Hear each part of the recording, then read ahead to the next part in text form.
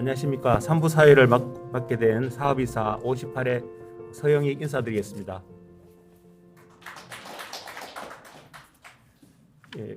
아마 회장님이 이렇게 연임되셔가지고 저희들 이사들도 자동 연임되는 게 아닌가 하는 그런 불안한 생각이 지금 들고 있습니다. 그럼 다음 순서를 진행하겠습니다. 특강 순서가 있겠습니다. 오늘 특강을 해주실 분은 49회 이재경 동무님이십니다. 이 양력을 말씀드리면은 정신신경과 전문의를 취득하시고 대구의료원 정신과 과장을 역임하셨습니다. 현재 서안병원장으로 계시고 오늘 특강의 제목은 왕요의 한시 강연이 되겠습니다. 박수로 부탁드리겠습니다. 이런 동문들 앞에서 제가 한시를 특강하다 그러니까 당황스럽습니다. 제가 한시를 공부하게 된 어떤 경우가 아주 단순합니다. 제가 지금 그때가 한갑을 목전에 두고 있었으니까 벌써 10년이 다 되어 갑니다. 어느 날 우연히 두보의 등고, 등악양루, 이태백의 장진주, 월화독자 같은 시를 보고 감동을 넘어서 충격을 받았습니다. 이렇게 좋은 시가, 멋진 시가 있는가. 그런데 공부를 좀 해보려고 그러니까 저희들 초등학교 1년쯤 앞에서 국어 교과서에서 한자가 폐지되고 또 저가 또 자연계니까 한자 한문을 접할 기회가 전혀 없었죠. 그래서 어떻게 하다 이렇게 고민 중에 옛날에 한번 제가 언뜻 생각나는 것이 미당 서정주 선생께 누가 기자가 질문하기를 선생님 그렇게 나이 많으신데도 어떻게 그렇게 지금도 시 창작을 하시고 기억력이 총명하십니까? 이러니까 그때 서정주 선생께서 나는 매일 아침에 일어나서 차를 한잔 하면서 세계의 산 이름을 1000개를 암송하고 하루 일과를 시작한다.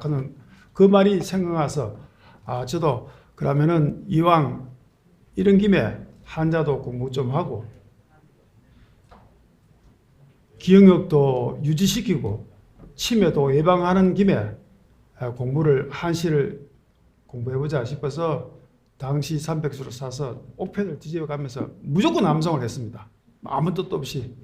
그래서 이렇게 몇 년 하다 보니까 당시 300수를 외워보니까 조금 눈이 트이고 지금은 제가 죽기 전까지 당시 대간 1400수를 다 한번 암송해 보겠다 하는 그런 각오를 가지고 공부를 합니다.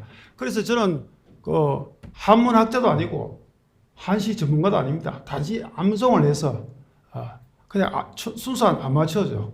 그래서 미숙하고 틀린 점이 많더라도 여러분 양해해 주시기 바랍니다. 한시의 당나라 시인 왕유를 시를 몇 편 소개할까 싶습니다. 여러분 한시는 고대 시경부터 현대까지 면면이 내려오는 문학의 한 장르이지만 한시는 뭐니 해도 618년부터 907년까지 존재하는 당나라 시대 때의 한시, 당시가 최고입니다. 그 당나라 시대 때 모든 한시가 형식적인 내용적인 면에서 완성을 이루었습니다. 그 후로는 한시가 존재하더라도 다 쇠퇴하는 거죠. 그 주옥 같은 한시에 기라성 같은 시인들이 많이 있지만 그 중에 두 영웅이 있습니다. 여러분 다 아시다시피 시선 200, 시성 두보가 있죠. 우리 모든 3대 1에 칭하는 것을 특히 중국 사람 좋아하는데 그러면은 이 당나라 시인 중에서 세 사람을 보면 누굴까? 이럴 때 간혹 누구는 백거이 그리고 이하 이렇게 뽑기도 하지만 대다수의 사람들이 이 시불 왕유를 뽑습니다. 그리고 또 경이로운 것은 이 세 분들이 다 같이 동시대에 살았습니다. 시선 200은 701년부터 762년까지 호방 표일하다 그러죠. 오죽 했으면 시성 두보가 우리 200형은 술을 한 발 마시면 시를 백수 짓고 낙필 경풍우 시성업 귀신 붓을 들면 폭풍우가 몰아치고 시를 완성시키면 귀신이 놀라서 운다 할 정도로 그 정도로 유명한 천재입니다. 제가 제일 존경하는 두보 시성은 침울하고 사회적인 현실적인 문제를 폭발적인 정열을 가지고 주시하면서 치밀하게 시를 쓴 분이고 유화적인 사상을 갖고 있죠. 그래서 우리 옛날 선조들은 이 두보 두시은혜를 꼭 공부를 했습니다. 그리고 지금 이 말하는 왕유분은 청정 고적한 불교관을 가지고 자연과 융화하면서 인간적인 고뇌를 진지하고 솔직하게 표현함으로써 모든 사람들의 공감을 가짐으로써 사랑을 많이 받고 있는 그런 시인입니다. 그리고 왕유는 도연명 그리고 사령운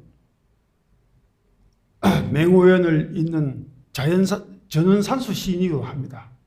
그러면은 먼저 왕유의 시풍은 어떤가를 알기 위해서 왕유시 한 편을 제일 먼저 대표작을 한번 보겠습니다. 첫 번째 이거는 왕유가 친구 배적과 같이 망천집에 표시되어 있는데 유명한 중리관 녹채와 같이 기재되어 있는 유명한 대표작입니다. 중리관입니다. 중리관은 뭐냐면은 대숲 속에 있는 조그만 별채라 그러면 됩니다. 뭐 어리어리한 별장이 아니고 조그만 정자 하나 겉들여져 있는 움막 같은 아담한 별채죠.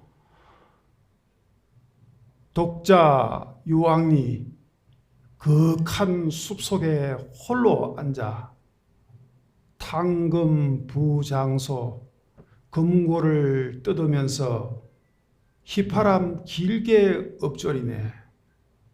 심림 인부지 숲속은 컥하고 깊은데 사람은 알지 못하지만 명월 내 상조 밝은 달이 찾아와 나를 비추네.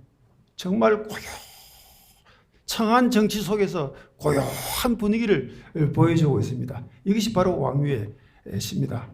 그래서 일찍이 유명한 송나라의 대문호인 소동파 선생이 왕유의 글과 그림을 평하기를 마일이 왕유의 자입니다. 마일 지시 시중유화 관마일 시지화 유중화시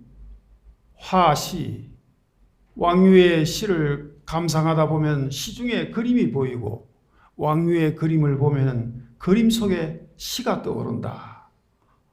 우리 왕유는 우리 중국의 큰 그 화단에 남종화 남종화의 시조가 바로 왕유라 그럽니다.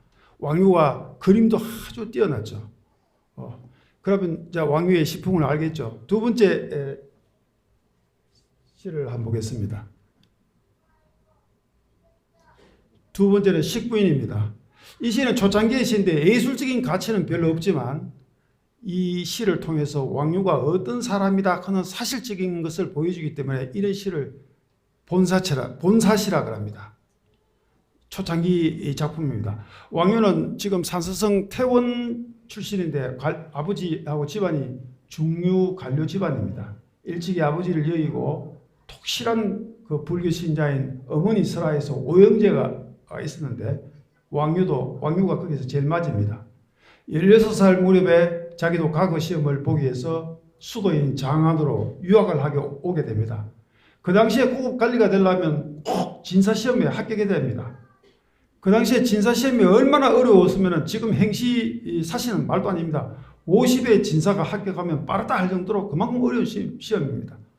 그런데 그 당시에는 진사시험만 합격하면 고급 관리가 되는 것이 아니고 왕상 귀족이라든지 고작 관리들한테 길용사가 있으면 찾아가서 인사도 하고 이렇게 인맥을 쌓아야 그래서 고속 승진을 할 수가 있습니다.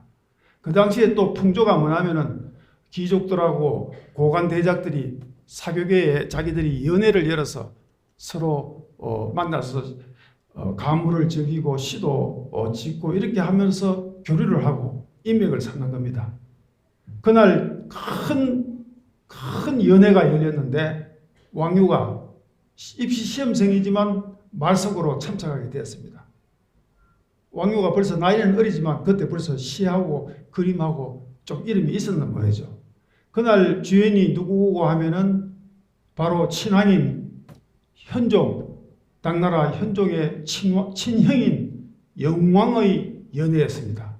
여러분, 현종 그러면은 양귀비하고 노닥거리고 말년에 이인보고하고 양국천 간신에 놀아난 암울한 로맨틱한 왕이지만, 암울한 왕이라고 생각하지만, 이 현종 이용기가 젊을 때 군사 쿠데타를 2번이나 일으켜서 자기 아버지 예종을 복위시키고 아버지한테 왕위를 받아서 27살 때 황제가 된 혁명적인 풍운합니다.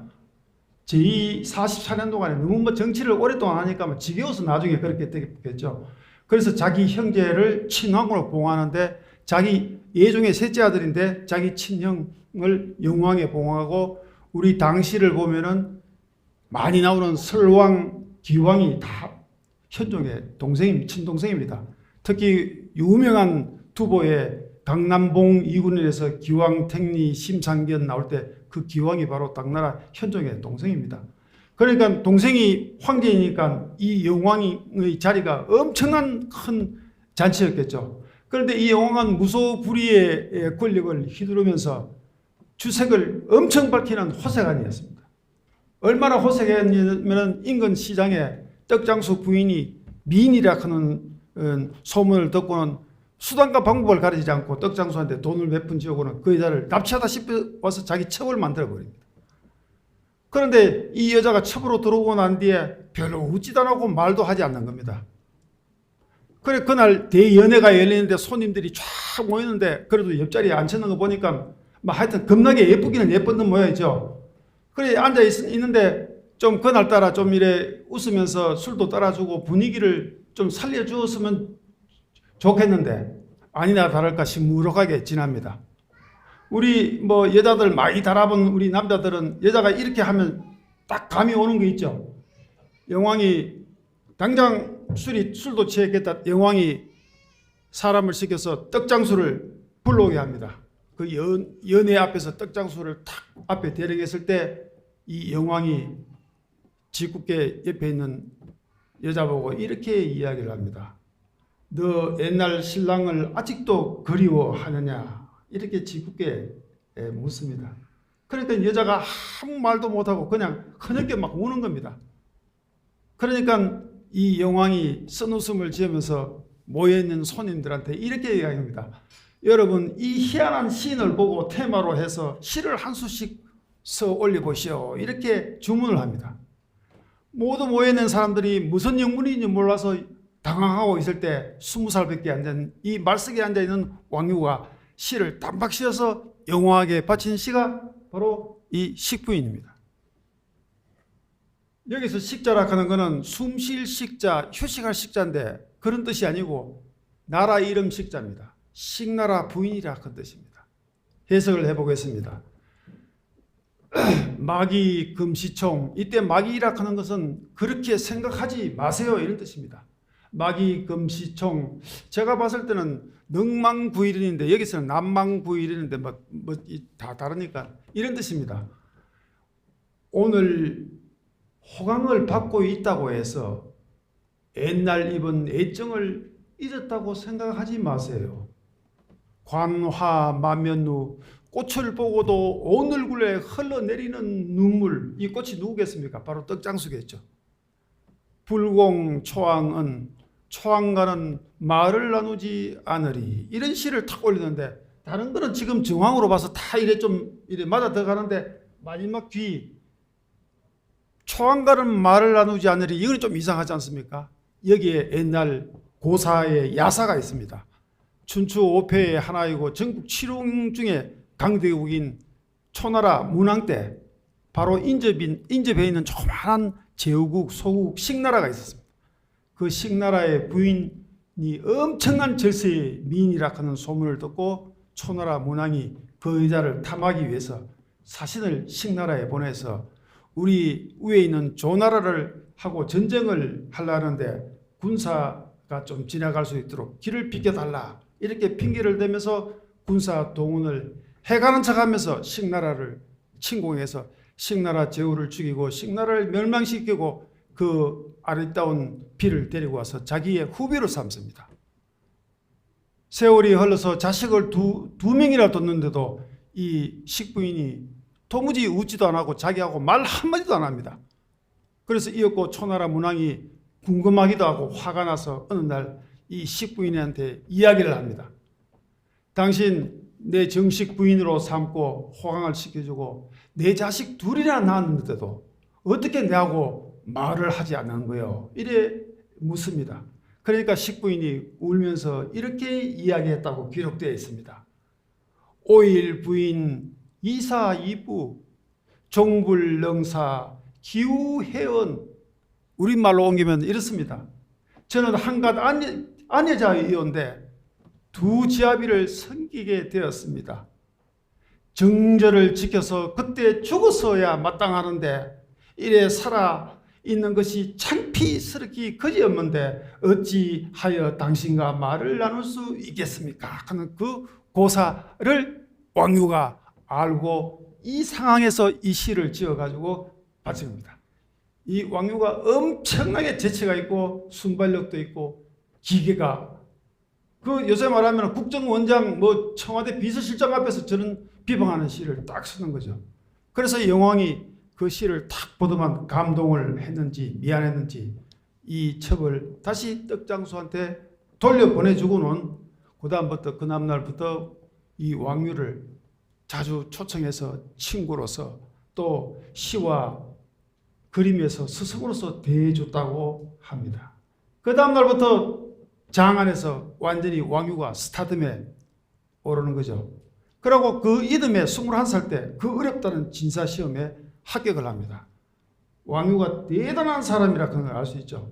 그래서 저는 이 에피소드가 담긴 이 시를 보고 한 뒤에 저는 뭐 두부하고 이 태백에 미쳐가 거기만 시만 몰두해오고 있었는데 이 왕유 이 에피소드를 보고 한 뒤에 왕유가 대단한 사람이다 싶어서 왕유 시를 막 뒤적거리고 이 왕유를 좋아했는데 시간이 딱 지나가 보니까 이 왕유도 대단한 사람이지만 적비린이 나는 자기보다 20살이나 어린 놈이 사생활을 비방하는 이 시를 모든 사람 앞에서 공개해가 하는 이 시를 쓰는 것을 보고도 인정하고 참여하고 도로 비방한 사람을 존중해주는 이 사람이야말로 정말로 대인이고 군자다 하는 생각을 자꾸 갖게 됩니다. 그래서 아까 내가 묘사할 때 호색하니라 하는데 그분한테 사죄를 드리고요. 우리 지금 권력을 갖고 있는 위정자들, 고위 위정자들 쓸데없는 정책 회의하지 말고 이 시 한문 읽고 이 일화를 공부를 해서 하면은 얼마나 좋겠나 하는 그런 바람도 있습니다. 네. 그 다음에는 이 왕유에 대해서 뭐 좀 더 재미있는 에피소드도 있지만 너무 뭐 회의가 늦어서 여기서 마치고 마지막 시를 하겠습니다. 마지막 시는 일송의 송별시입니다. 제가 왕유의 이 시는 그 당시 300수에는 안 들어있는데 이 좋은 작품이 왜 당시 300수에 안 들어있는지 제가 의문이 듭니다. 제가 개인적으로 왕유 시 중에서 제일 좋아하는 시입니다. 이 송별시는 청고의 송별시 중에서는 최고의 절창입니다. 한번 감상해 봅시다. 제목이 송원이 사 안서입니다. 말하자면 이 제목을 번역을 해놓은 거 보니까 안서로 사신을 가는 원희를 송별하며 이라는데 저는 이때 안서가 당나라 영토 내에 있었기 때문에 사신이라고 하면 외국에 보내기 때문에 이때 이 사신을 보내다 하는 것도 공무로 가다 있으니까 저는 해석을 안서로 출장 가는 친구 원희를 송별하며 이렇게 해석하고 싶습니다. 이때 원희는 사람 이름이 원희라 한 사람이 아니고 그 당시에 원시 형제들을 다섯 번째 같으면 원오 이래 나옵니다. 그래서 원시의 둘째 되는 그게 왕유의 친구겠죠. 송별하며 이런 시입니다. 그런데 여러분 시를 이렇게 막연히 이렇게 감상하면 안 되고 여기서 나오는 지리가 3개 나옵니다. 이 지명 이름에 지리의 지식이 약간 필요합니다.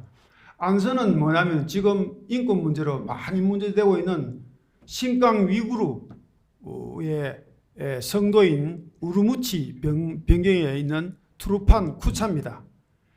BC 129년이나 130년 전에 한나라 무제가 그 유명한 위청 곽급영 대명장을 시켜서 그 괴롭히던 흉노족을 정벌하고 서역을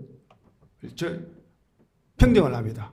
평정을 하고 난 뒤에 이 서역을 군사적인 행정적인 모든 것을 관장하는 도호부를 설치하는 것이 바로 안서도호부입니다.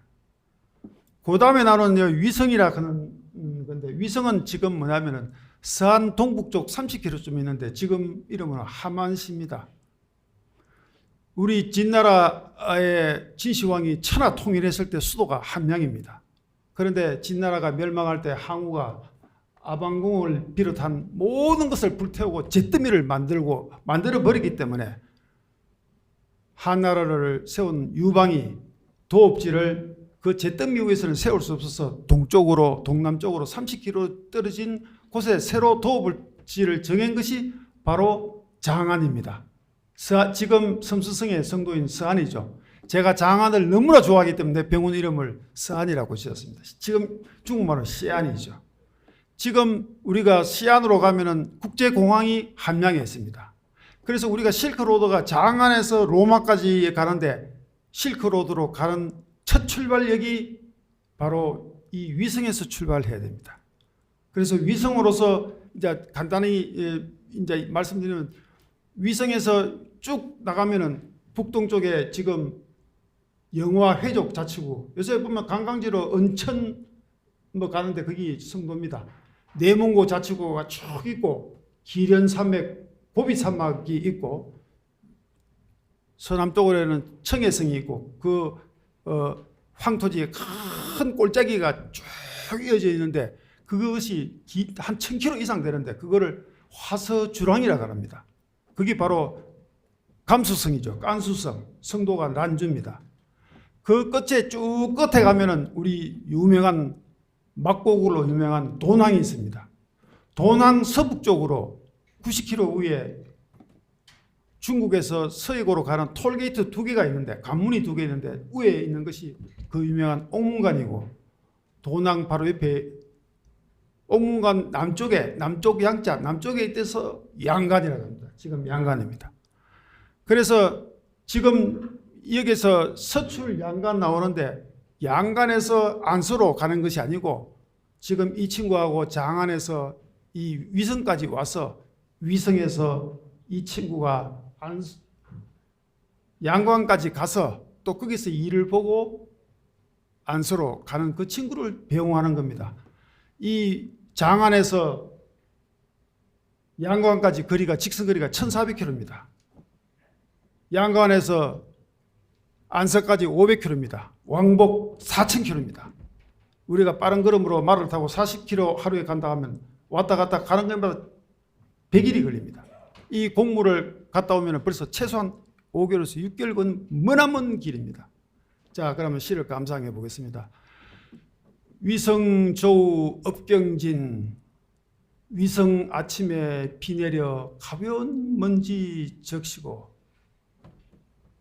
여기는 바로 건조 사막 지니까 항상 황사바람, 황토 고온이 있어가 항상 누렇습니다. 그런데 위에다가 비가 지금 내려가지고 아주 화창하고 청명한 오전입니다. 객사청청 유색신, 지금 떠나가는 하루 묵고 떠날 객사 앞에 버드나무가 있는데 이런 봄인모이죠.